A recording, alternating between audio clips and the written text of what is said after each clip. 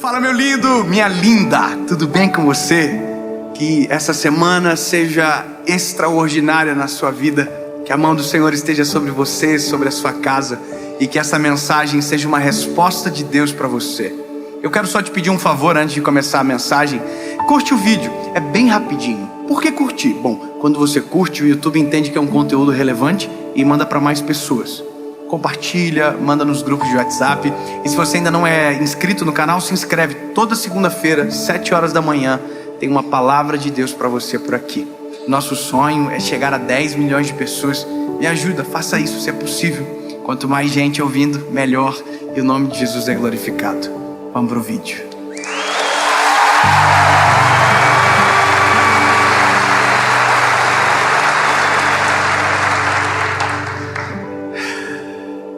Evangelho de Jesus, conforme escreveu João, capítulo de número 11. Ah, Jesus, eu te amo. Ora, havia um certo homem enfermo chamado Lázaro. Lázaro de Betânia, da aldeia de Maria e de sua irmã Marta. Era aquela Marta que ungiu o Senhor com unguento e secou os seus pés com seus cabelos, cujo irmão Lázaro estava doente. Portanto, suas irmãs enviaram até ele dizendo: Senhor, eis que está enfermo aquele que tu amas. Quando Jesus ouviu isso, ele disse: esta enfermidade não é para a morte, mas para a glória de Deus, para que o Filho de Deus seja glorificado por ela. Aí um verso seguinte, eu vou pular alguns versos. O verso 17 diz: quando Jesus chegou, encontrou Lázaro já há 4 dias no sepulcro. O verso 32 diz: tendo, pois, Maria chegado onde Jesus estava, e vendo, lançou aos seus pés, dizendo: Senhor, se tu estivesses aqui, o meu irmão não teria morrido. João capítulo 11, verso 35 diz: Jesus chorou.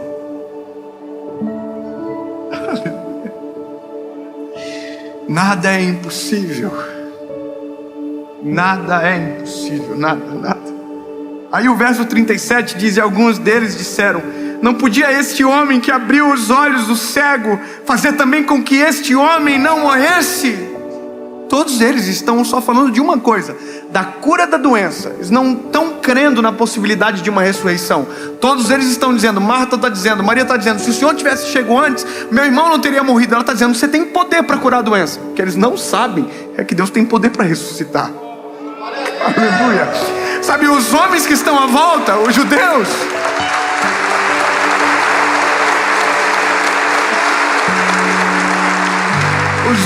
à volta, os judeus, eles também não sabem. Então por isso que eles dizem: se ele dá vista aos cegos, ele podia ter curado esse homem também. Amém. Eu fico doido disso aqui. Aí, o verso 39 diz: Jesus, tirai a pedra.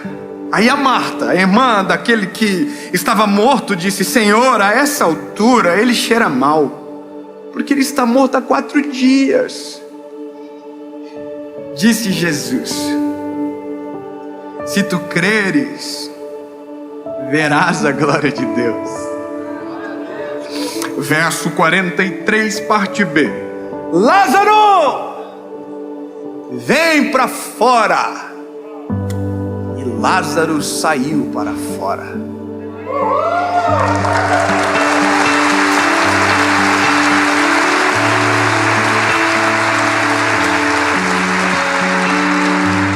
A nossa fé em Deus, ela é mensurada pelo nível das nossas experiências e porque os nossos olhos viram alguma coisa. Nós precisamos de algumas experiências táteis com Deus. A gente precisa que em algum momento algum milagre aconteça para que a gente veja o agir de Deus, né? Só que tem milagres e milagres. Tem milagres grandes, milagres pequenos. Mas o fato de ser milagre é você não conseguir explicar por que e como aconteceu.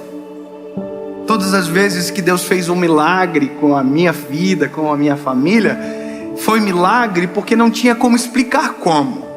E por isso chamamos de milagre. Só que a nossa fé, ela precisa ser alimentada, precisa ser nutrida. Em algum momento ela vai precisar de estímulos externos, outros espirituais, a gente sempre vai precisar.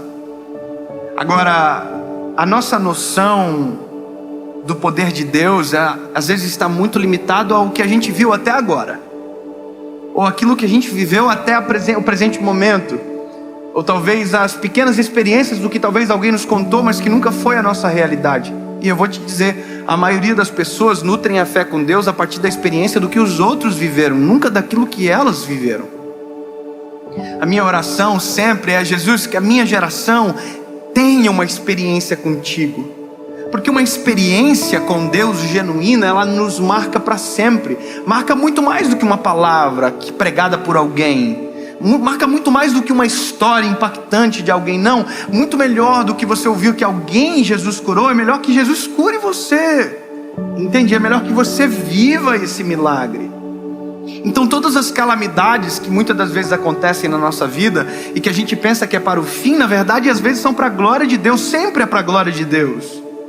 Mas a gente não a provoca, a gente não crê, a gente não sabe de verdade, pensa que não dá, para aquilo não precisa, para aquilo é impossível. Então quando a Bíblia começa contando uma história de alguém que Jesus ama e que é Lázaro, a gente tem toda uma narrativa que constrói o que Deus pode fazer e o que Deus não pode fazer. Muito bom. Ai, Jesus, eu te amo. Eu vou falar de novo. O que Deus pode fazer e o que Deus não pode fazer, está escrito aqui. Você vai dizer: Dave, o que Deus pode fazer? Eu sei, você leu. Deus pode tudo. Mas o que Deus não pode fazer, se Ele pode tudo?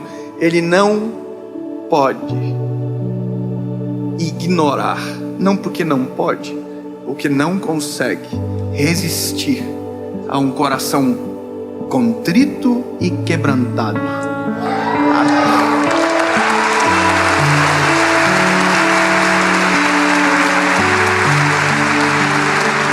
Então, não se trata na verdade do que Deus não pode, se trata daquilo que Deus não está disposto a fazer.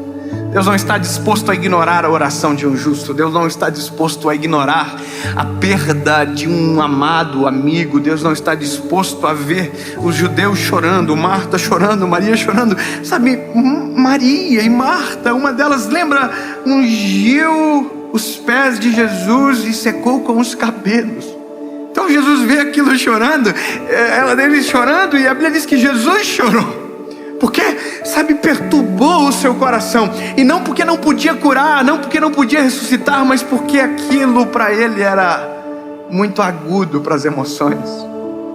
Isso para mim é confortante, porque mostra que o Deus que a gente serve não é distante, Ele é empático, Ele é presente. Ele se importa com a minha dor, Ele se importa com o meu sentimento, Ele se importa com a minha lágrima, Ele se importa com o meu clamor, Ele me ouve. Aleluia. Eu quero que você entenda isso da maneira melhor possível. Quando você chora, a Bíblia diz que quando nós choramos, oramos, o Espírito Santo conduz as nossas orações ao Pai com gemidos inexprimíveis. Ele sente. Quando a gente olha a parábola do bom samaritano, o bom samaritano é Jesus, que se importa com a ferida, que se importa com a dor, que que ajuda. Então, partindo desse pressuposto, não há uma oração que Deus não ouve, não há impossíveis para Deus, não há nada que Ele não possa fazer. Só que essa percepção, ela precisa ser resgatada, principalmente na hora que o impossível se apresenta na nossa frente. Porque enquanto tudo está bem, enquanto tudo está dando certo, dizer que Deus é o Deus do impossível é possível. Mas quando o impossível se apresenta, parece impossível dizer que Deus é o Deus do impossível. Eu vou falar que isso é nas coisas simples, nas coisas profundas. Eu conheço Deus do impossível de verdade. Quando eu comecei a ler, o meu espírito resgatou uma memória longa e antiga minha. Aliás, essa semana é uma semana que eu fico muito sensível à voz do Espírito Santo, porque preciso muito também para a série. E algumas orações foram me recordadas enquanto eu orava. Engraçado isso. Deus me fez lembrar de uma oração quando eu era dos jovens da minha igreja. Eu me lembrei, sabe quando você é transportado para um lugar e você consegue vislumbrar tudo, como foi, como aconteceu, e parece que você está vivendo aquilo de novo? Eu estava dentro da igreja e as crianças começaram a cantar aquela canção que diz: grande, tão grande, alto, tão alto, fundo, profundo, é maior que o mundo. Lembra? Essa música não, só eu que lembro. É uma música que fala do amor de Deus, que é grande, mas cabe no nosso coração. E as crianças estavam cantando essa canção, e as crianças estavam cantando, fazendo coreografia, e eu no banco senti uma presença de Deus tão grande, que eu parecia uma criancinha pequena na igreja. Eu chorava, falava em línguas, glorificava o Senhor. E no final daquilo eu olhei para as crianças e eu disse: Jesus, que um dia os meus olhos possam ver os meus filhos te adorando.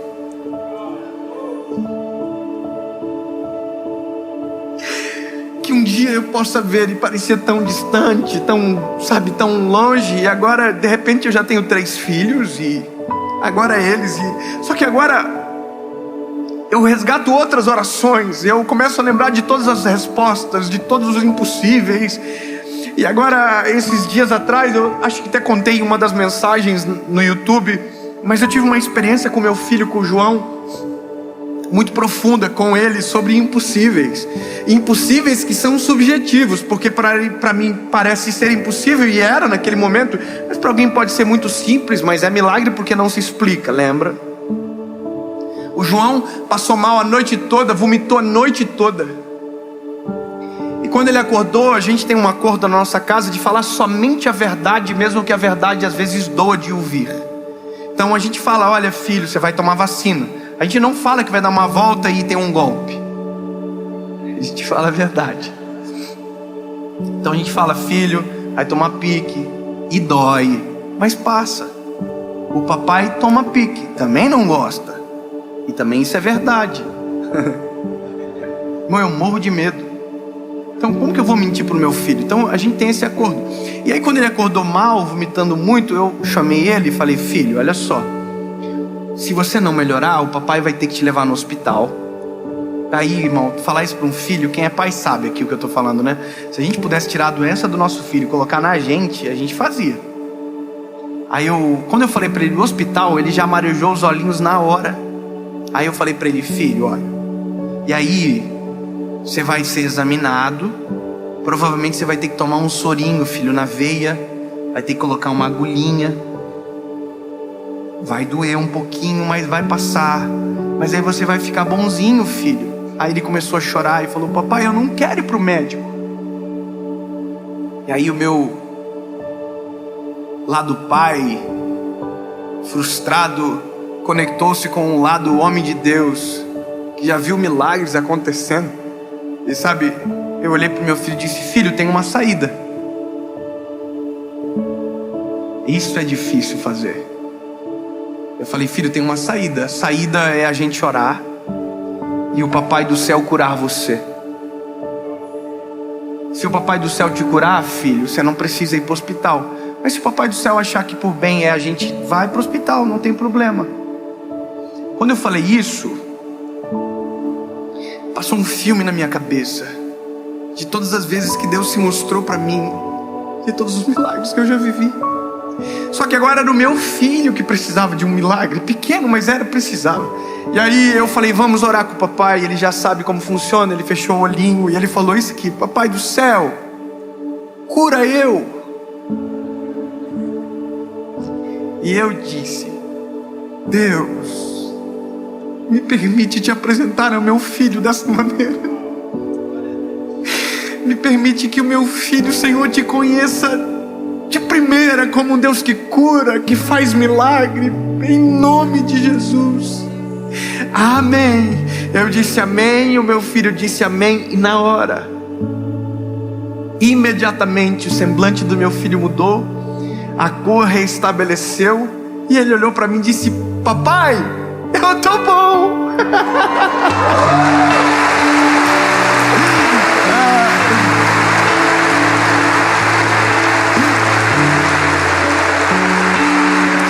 Aí eu falei: filho, você tá bom? Tô. Eu falei: amor, traz comida para ele, que ele estava comendo, vomitando tudo. Minha esposa picou bananinha, trouxe para ele, e ele comeu a banana e olhando para mim: eu tô bom, papai.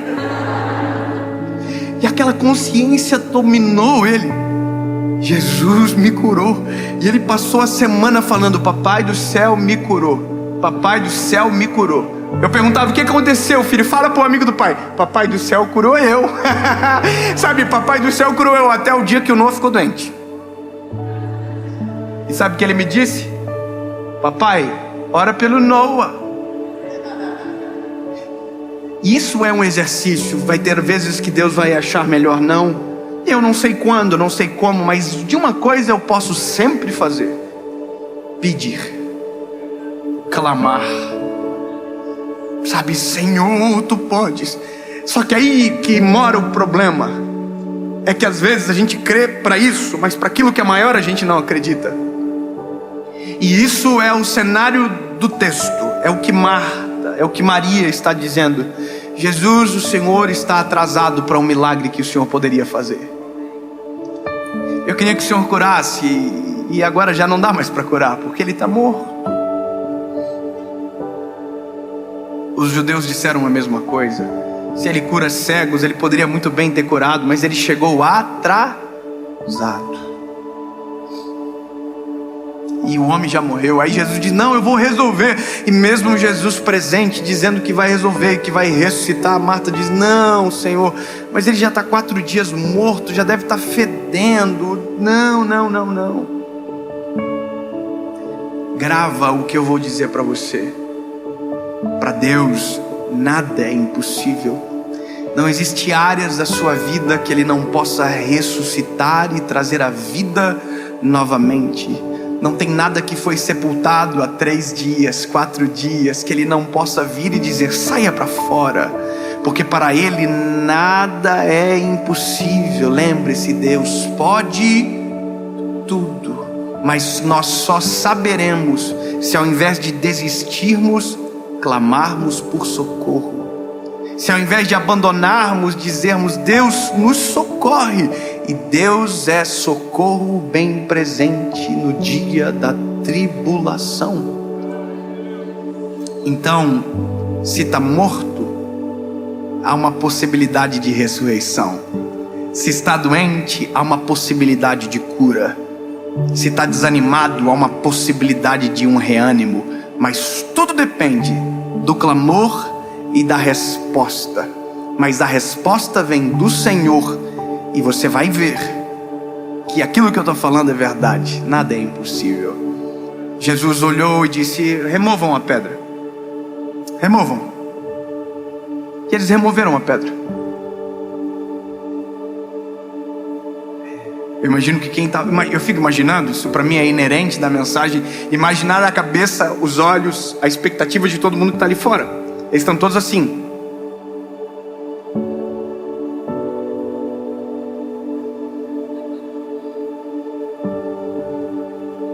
E aí, vai ressuscitar, será? Será que essa pedra é pesada? Depois vão ter que fechar de novo, né? E se ele não vir para fora? E se não rolar?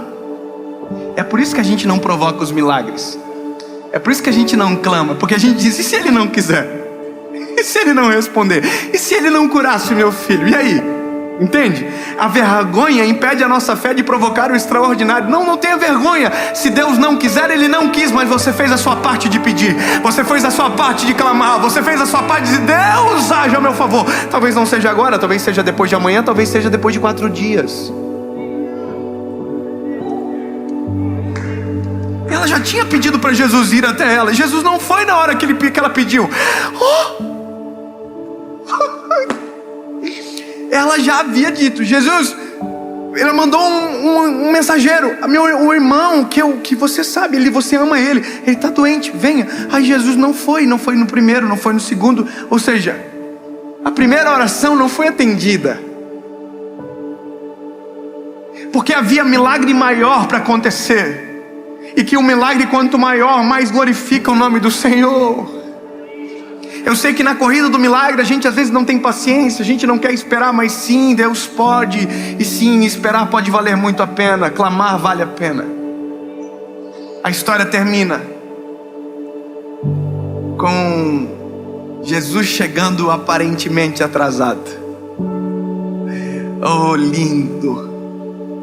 Às vezes nós preparamos um cenário para que Jesus chegasse na nossa história, e a gente tem a impressão que ele está atrasado porque não chegou na hora que a gente programou.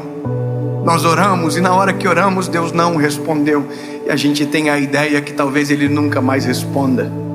Não esqueça que a gente age dentro de um tempo, Deus age dentro de outro tempo. Se o nosso é o Cronos, o tic-tac, do Deus é o Kairos, é eterno e é perfeito. A gente quer para agora, mas talvez Deus saiba que o melhor é amanhã, e a gente só vai descobrir quando chegar amanhã. Portanto, confie no Senhor. E eu repito para você, não existe nada impossível, nada morto que Ele não possa ressuscitar. Os sonhos, as famílias, os corações, em nome de Jesus. Em nome de Jesus.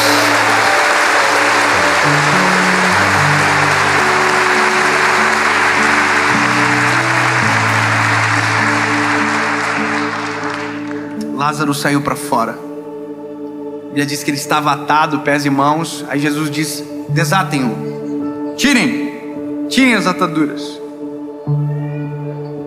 E o final é: todos que estavam naquele lugar saíram estupefatos com o que viram.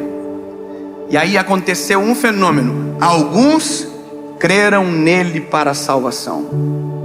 Alguns creram, mas outros não creram, mesmo vendo o milagre acontecer, foram denunciar Jesus. Lembra da crítica? Lembra? Lindo. Mesmo no bom sempre vai ter alguém que vai tentar encontrar um defeito. Mas a questão mais importante, que eu termino a história aqui, é que quando eu chego no final da história de Lázaro, entendo que tudo que Deus faz tem um propósito maior do que o próprio Lázaro, que é a glória do seu nome. Deus não curou o meu filho porque ele é melhor do que o filho de alguém aqui. Deus curou o meu filho para a glória dele. E hoje eu estou falando aqui para a glória dele. E é por conta de que é para a glória dele que talvez você vá para casa e no dia da angústia você vai clamar e vai viver o teu milagre também. E lembre-se, vai ser para a glória dele. Tudo é para ele.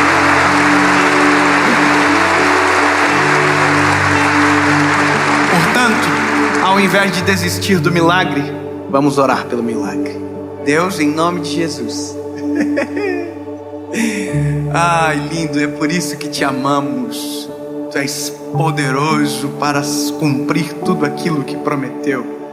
Tu és bom, justo e misericordioso. E agora eu clamo pelas famílias, clamo pelos teus filhos que ouvem essa mensagem e que precisam de um milagre urgente. Faz o milagre. Traz a cura, ressuscita aquilo que morreu. Cumpre o teu querer, Jesus, para a glória do teu nome. E que em alguns dias testemunhos cheguem desta palavra, pessoas curadas, transformadas e libertas. É nisso que eu creio, em nome de Jesus, amém.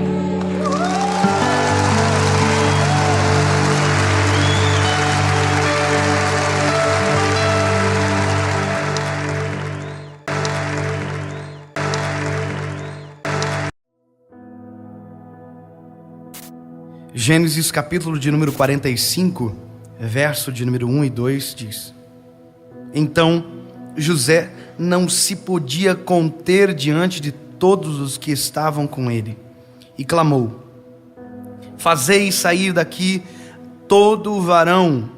E ninguém ficou com ele, quando José se deu a conhecer a seus irmãos. E levantou a sua voz com um choro, de maneira que os egípcios o ouviam, e a casa de Faraó o ouviu. Quem pede para as pessoas saírem, para não ver ele perdoando e se revelando aos seus irmãos, não consegue controlar o choro, e o choro é tão alto, mas tão alto, que quem ele não queria que visse, ouviu. E a Bíblia diz que o choro chegou até o palácio, ou seja, quem estava fora saiu correndo para contar, se ouviu, se propagou. E aí eu fiquei imaginando a cena, porque a nossa cabeça às vezes dá uma viajada para tentar entender o cenário. A Bíblia diz que José não podia conter-se. Sabe, conter é prender, não conter é soltar. E aí a Bíblia diz que José não está conseguindo mais prender aquilo, e ele precisa soltar. E quando ele solta, ele chora muito alto, porque aquilo era algo que sufocava ele. E não é ele que precisa pedir perdão, ele é o que tem que liberar o perdão. E ele está sufocado, tem uma dor dentro dele. Mesmo sendo o governador do Egito, tem uma dor dentro do peito do governador. Mesmo alcançando os mais altos cargos que ele poderia alcançar, há uma dor sufocada no peito de José. Mesmo sendo aquele que revela os sonhos, há uma dor sufocada dentro dele. Mesmo que ele venceu, ele rompeu, mesmo que aquilo que Deus fez ele sonhar aconteceu, há uma dor sufocante no peito de José. E sabe, nós somos e estamos em um tempo onde as dores da falta de perdão sufocam a gente, machucam a gente. E pessoas ricas que estão doentes, pobres que estão doentes, autoridades espirituais doentes, homens poderosos doentes. E isso um autor chamado John Bevere vai chamar de a isca de Satanás. Nossa, quando eu peguei esse livro para ler, A Isca de Satanás, eu tentei imaginar as tentações que Satanás usa para nos tirar da presença de Deus. Mas eu descobri que a maior isca de Satanás é a ofensa. E há uma multidão de gente ofendida dentro da igreja, vendo esse vídeo, machucadas, oprimidas, sufocadas, coração apertado. Perceba que nós somos a geração da síndrome do pânico, da depressão, dos ansiolíticos que vendem mais do que não sei o que. Porque é muita gente doente, sufocada pela falta de perdão. A gente faz aqueles cultos de virada de ano lindos, né? Maravilhosos. E a gente vem à igreja e diz: olha, ano que vem eu vou orar mais, vou ler a Bíblia, eu vou pregar para A, B, C, e vou fazer isso, eu vou emagrecer em nome de Jesus, eu vou fazer academia, é meu também isso, eu vou fazer isso, aquilo outro. Mas tem uma coisa que a gente esquece, daquilo que a gente sufoca. Essa mesma pessoa que ora isso no final do ano, chega na segunda-feira ou no domingo, no primeiro dia de culto do ano, entra na igreja, olha para a igreja e diz: lá eu não posso sentar, porque quem eu não gosto, que me ofendeu, está lá. E é isso que as pessoas não entendem. A falta de perdão é um câncer que começa pequeno e se propaga. Posso te contar uma coisa? Eu estou passando por algo parecido. Alguém quis inventar algo sobre mim. Olha que coisa mais terrível isso. para prejudicar aquilo que Deus sonhou para mim. Mas mesmo que essa pessoa inventou, propagou, fez, o que Deus sonhou, aconteceu. Porque quem é o homem para interferir na ação perfeita de Deus? Quem é? Ninguém. Aconteceu. E esse homem que me fez tanto mal, eu encontrei ele no aeroporto alguns dias atrás. Eu não consegui ver ele. Aquilo apertou o meu peito, me sufocou. E eu entrei no avião orando para ele não sentar do meu lado, porque Deus o livre eu ter que olhar para ele e dizer alguma coisa. E às vezes ele nem sabe que eu estou assim. Porque a ausência de perdão não mata quem não recebe, mata quem retém. Se eu ter ódio de alguém, amargura de alguém, se eu tiver a amargura do Vitor, para ele não muda nada, para mim muda. Porque quem está doente sou eu, a raiz está em mim, não nele. Sabe o que eu descobri quando eu pousei, cheguei na minha cidade? Eu falei, nossa, eu estou mal. E ele nem sabe. Quer dizer, ele entrou no avião, feliz, provavelmente nem me viu. Mas eu vi e fiquei doente. Tomara que ele não me veja, tomara que ele não me enxergue. Ai meu Deus, mas é eu que estou mal. José está assim, José está esperando. Ele não se revela, ele está sufocando, meu Deus. Coloca a taça dentro do saco de, meu Deus, está se matando. Não libera, está sufocado. Não sara, porque não consegue dizer, olha, chega. Chega de sofrer. Eu preciso sarar. Eu preciso me revelar, chega. E aí ele sai, todo mundo, que eu preciso dizer. E aí quando todo mundo sai, ele diz, olha, ele começa a chorar. Ele liberta. Sabe, posso te dizer uma coisa? Liberta. Chega de carregar com você podridão. Semearam lixo dentro de você. Você não é caminhão de lixo. Você é templo do Espírito Santo. Não é para ficar dentro, lança fora. A gente consegue administrar lixo dentro de nós, sendo templo do Espírito Santo. Eu estou mal. Irmão, abre mão do orgulho. José não conseguia porque, cara, orgulho, não. Liberta o seu coração. Eu quero dizer para quem me machucou, publicamente, não vou pedir para vocês saírem. Eu perdoo você. Acabou.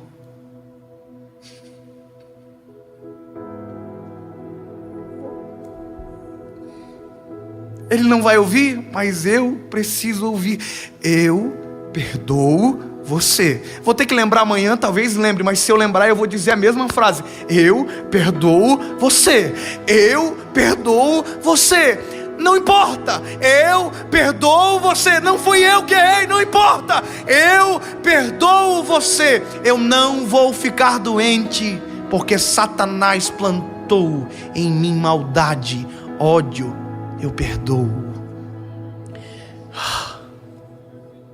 José, quando perdoa os irmãos, cura os irmãos e cura ele. Sabe o que ele pode fazer depois de curado? Me conta do nosso pai. Ele está vivo? Me conta, ele está vivo? José, não entendo, quem é você? Não entendi. Ei, tira a roupa de governador. Eu perdoo vocês. Tiro a minha roupa de pregador. Dane-se, eu perdoo você. Tira o meu orgulho de pastorzinho. Dane-se, eu perdoo você. Olha pra mim, pro Dave, que ofende também, que machuca também, que às vezes é pesado também. Eu perdoo você. E eu te libero, mas também estou livre.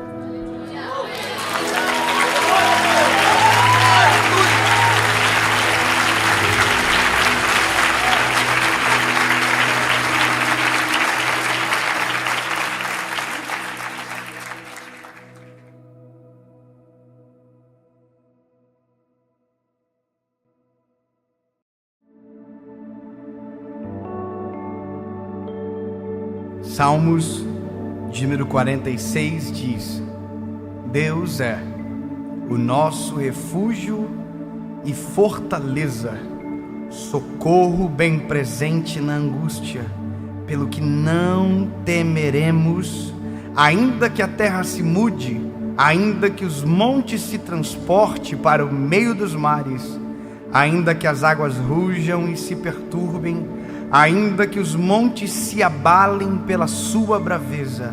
Há um rio cujas correntes alegram a cidade de Deus, o santuário das moradas do Altíssimo. Deus está no meio dela, não será abalada. Deus a ajudará ao romper da manhã. A emoção do salmista, a profundidade em falar sobre esse Deus que é refúgio no dia da angústia, ou seja, quando tudo desaparece, quando as esperanças se esvaem, quando tudo verdadeiramente acaba. Deus é o nosso refúgio, refúgio e fortaleza.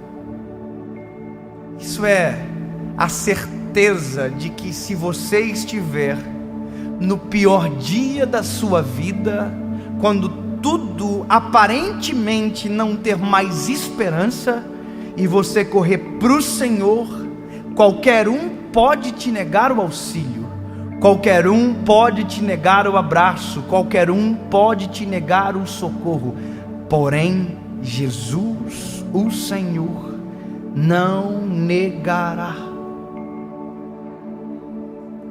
E é por isso que muita gente surge na fé quando o pior dia da história se apresenta. É por isso que muita gente surge do nada quando as intempéries da vida se instalam. Você já viu gente que você olhou e disse assim: esse aí nunca, e de repente está vivendo em Jesus uma história extraordinária? Você já viu gente que entra para penitenciária e no outro dia aceita Jesus como Salvador? Você já viu gente que de repente perdeu tudo e no outro dia virou crente? Aí tem gente que tem preconceito. Eu acho isso maravilhoso. Tem duas coisas que nos aproximam do eterno. Um é o dia mau, e o outro é o dia mau de alguém. Basicamente, nós corremos para Jesus porque sabemos que não há para onde correr. Agora, olha qual é a questão importante aqui. Porque a Bíblia fala refúgio. E refúgio não é uma casa. Refúgio é um lugar temporário. Refúgio, você se esconde enquanto a chuva está caindo, enquanto o vento está soprando, enquanto a tempestade está lá fora. Mas quando o vento acaba, a tempestade acaba, o vento cessa, você desaparece do refúgio. E talvez só volta para o refúgio quando o dia mau se instala novamente. E aí há uma falsa sensação de que está tudo bem, e por isso que está cheio de gente pensando que está tudo bem e está longe de Jesus. E eu quero dizer para você uma coisa: eu nunca vou desejar o dia mau de ninguém, mas eu trabalho com pessoas vivendo dia mau todos os dias. Todos os dias eu recebo alguma mensagem de alguém dizendo que quer perder a vida, que quer morrer, que quer suicidar. Eu recebo mensagem de alguém que está perdendo o casamento, alguém que está abandonando a família, alguém que está desesperado. E eu sempre estou apontando: é para lá, é Cristo. E é isso que eu faço todos os dias. Eu sou essa voz de consolo, dizendo: Jesus pode salvar você, Jesus pode sarar a sua história, Jesus pode mudar a sua vida por completo. Eu estou apontando: é para lá, é para lá. Mas eu quero que você entenda que a vida com Jesus não acaba quando a tempestade acaba. Que a vida com Jesus não acaba quando o vento cessa. Que a vida com Jesus não acaba quando o mar para de gerar as ondas. Não, a vida com Jesus começa aqui. Na verdade, a vida começa aqui. Meu lindo, se você orou para que um filho nascesse, para de ser covarde, porque depois que o filho nasceu, você desapareceu. Se você orou para que a doença fosse embora, e a doença foi embora, e você desapareceu junto com ela, toma vergonha na cara. Porque Jesus não é uma fuga, Jesus é uma casa. Jesus é uma morada eterna. Jesus é um lugar seguro para sempre. Jesus não pode ser para você apenas um refúgio de tempestade. Jesus tem que ser para você uma morada permanente. Jesus é socorro bem presente no meio da tribulação, mas Jesus também é a mão estendida em todo o tempo. Você apareceu pela demanda, Ele surgiu pela sua história. Você veio pelo hoje, Ele veio pela sua eternidade. Aleluia. Você está pensando em viver só agora, Jesus está querendo você para sempre. Ah, que coisa maravilhosa. Você tem as escolhas, lindo. Você pode apenas se relacionar com Ele quando tudo está mal, mas você pode olhar para tudo aquilo que está bom e ter uma razão para ficar para sempre perto dEle. E eu vou te dizer, a Bíblia conta que um tolo construiu uma casa sobre areia, e a tempestade veio, o vento veio, a tempestade veio, e a casa foi destruída. Mas alguém sábio construiu a sua casa sobre a rocha. Primeiro era a sua fuga, agora é a estrutura da sua casa, da sua eternidade, e se você quiser, será para sempre. Aí a Bíblia diz que o que construiu a casa na rocha, esse veio o vento, a chuva, a tempestade, e a casa não destruída foi. Porque quem constrói a sua casa sobre a rocha tem em Jesus não um refúgio, mas uma morada segura, permanente. Termino dizendo para você, Salmos, esse que a gente leu, eu vou repetir para você. Salmos 46. Deus é o nosso refúgio e fortaleza, socorro bem presente no meio da tribulação. Agora, escute isso aqui. Quem se refugia vive o final de uma tempestade e talvez desapareça. Agora, o Salmo 91 é aquele que habita. Não é o que se esconde, não é o que se refugia, é aquele que habita. Aquele que habita no esconderijo do Altíssimo, a sombra do Onipotente descansará. Direi do Senhor, Ele é o meu Deus, Ele também é o meu refúgio, a minha fortaleza, e nele confiarei. Salmo 125. Os que confiam no Senhor serão como os montes de Sião, que não se abalam, mas permanecem para sempre. Salmo 121. Elevo os meus olhos para os montes, de onde me virá o socorro? O meu socorro vem do Senhor. Só que não é só no dia mau, é para sempre. Uma mulher chegou por trás de Jesus, tocou na orla do manto dele e foi curada. E alguém pensa que o milagre dela acabou ali, e a Bíblia diz que Jesus parou. Jesus parou e disse: eu quero falar com essa moça, eu quero ver ela, eu quero que ela me conheça. Ela foi por uma demanda, Jesus parou para resolver a história dela.